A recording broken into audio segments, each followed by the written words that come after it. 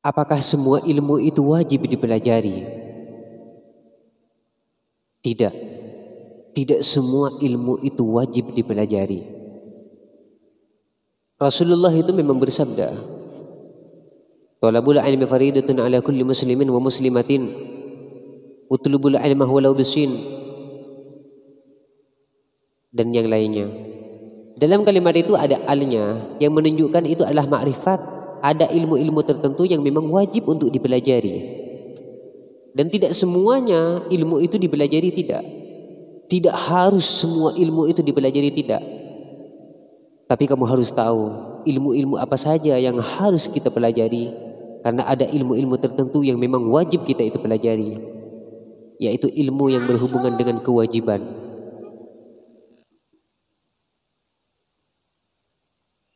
Lalu apa ilmu yang wajib kita pelajari? Yaitu ilmu hal. Yaitu ilmu yang berhubungan dengan kewajiban kita yang sekarang. Bukan ilmu yang berhubungan dengan sesuatu yang akan datang. Bukan. Tapi ilmu yang berhubungan dengan kewajiban kita yang sekarang. Dalam keadaan kita yang sekarang, yang setiap waktu kita itu lakukan, yang kita itu melakukan kewajiban, maka ilmunya pun juga itu wajib. Pokoknya sesuatu yang farduh bagi kita, maka ilmunya juga farduh. Sesuatu yang wajib bagi kita, maka ilmunya juga wajib. Seperti sholat. Sholat itu wajib bagi kita, maka ilmunya sholat juga wajib bagi kita untuk dipelajari. Zakat itu wajib, maka ilmunya juga wajib. Puasa itu wajib, maka ilmunya juga wajib. Pokoknya setiap sesuatu yang berhubungan dengan kewajiban kita, maka ilmunya pun juga wajib. Jadi tidak usah kamu itu mempelajari ilmu-ilmu yang lain dulu sebelum kamu itu mempelajari tentang sesuatu yang berhubungan dengan kewajiban kamu.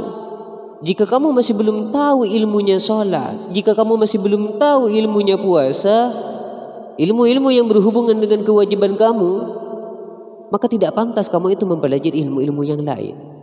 Karena yang harus kamu dahulukan pertama itu adalah ilmu agama, ilmu yang berhubungan dengan kewajiban kamu. Itu yang harus pertama kali itu kamu harus pelajari. Percuma kamu itu mempelajari banyak ilmu di bidang ini, di bidang itu misalkan, tapi ilmu yang berhubungan dengan kewajiban kamu masih belum tahu. Percuma itu. Karena kewajiban itu adalah harus lebih didahulukan daripada kesunnahan.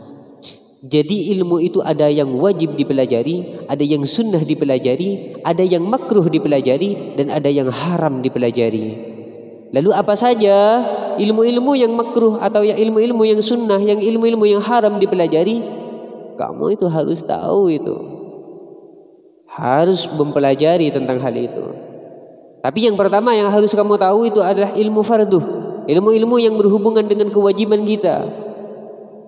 Kamu itu harus tahu di dalam sholat mana rukun, mana sunnah, mana syarat. Itu harus tahu. Karena kalau misalkan kamu tidak tahu menentukan dan tidak bisa menentukan mana yang rukun, mana yang sunnah, mana syarat, apa saja syarat-syaratnya sholat, misalkan tidak tahu, bagaimana ibadah kamu? Apakah ibadah kamu itu asal-asalan atau hanya ikut-ikutan? Karena yang berbahaya itu apabila misalkan rukun dikira sunnah dan yang sunnah dikira rukun. Dan tidak bisa membedakan apa yang harus kamu lakukan di dalam sholat, bagaimana di dalam sholat. Pokoknya kewajiban-kewajiban di dalam sholat itu kamu harus tahu. Ilmu itu ada 3 kedudukan. Kedudukan yang pertama, ilmu itu kedudukannya sama dengan makanan. Yang mana makanan itu tidak boleh tidak, kita itu kan tetap harus makan. Lalu ilmu yang kedudukannya seperti makanan itu seperti apa? Yaitu seperti sholat.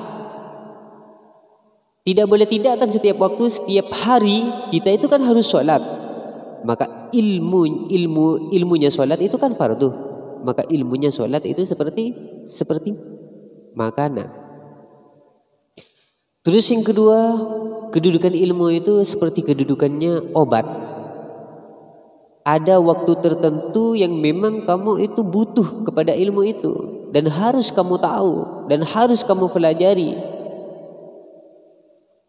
Ketika kamu lagi sakit, maka kamu harus berobat. Kamu itu harus berobat, maka butuh akan obat itu. Lalu ilmu ini ada yang berhubungan dengan obat.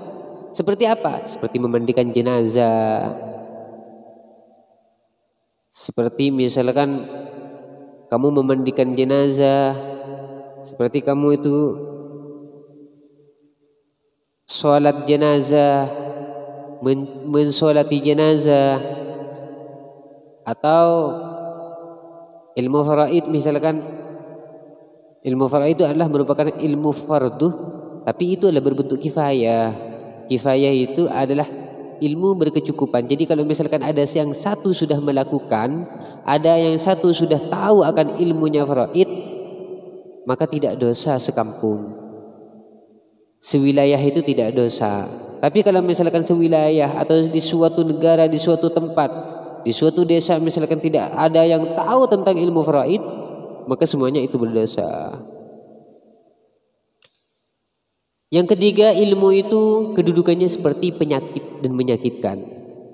Jadi tidak boleh dipelajari itu. Seperti apa? Seperti ilmu nujum. Di sini itu disebutkan wa ilmun nujum bimanzilatil marad. Iya.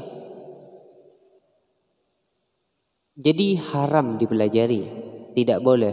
Pokoknya ilmu-ilmu yang bisa menyesatkan, ilmu-ilmu yang bisa menyesatkan dan bisa yang tidak bisa menerima akan qada-qadarnya Allah, ilmu yang bisa merusak atau ilmu yang bisa membuat jauhnya manusia dengan Allah, itu jangan dipelajari. Karena itu ilmu yang kedudukannya seperti penyakit dan menyakitkan. Jadi ada 3 perkara.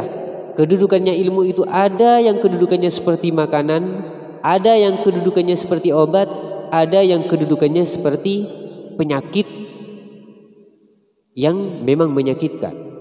Dan itu berbahaya. Jadi kita itu harus tahu, harus kita itu menentukan apa ilmu yang memang baik bagi kita, yang harus kita itu pelajari, yang sunnah kita itu pelajari, yang lebih baik kita pelajari, dan mana ilmu yang memang tidak boleh kita itu pelajari. Itu.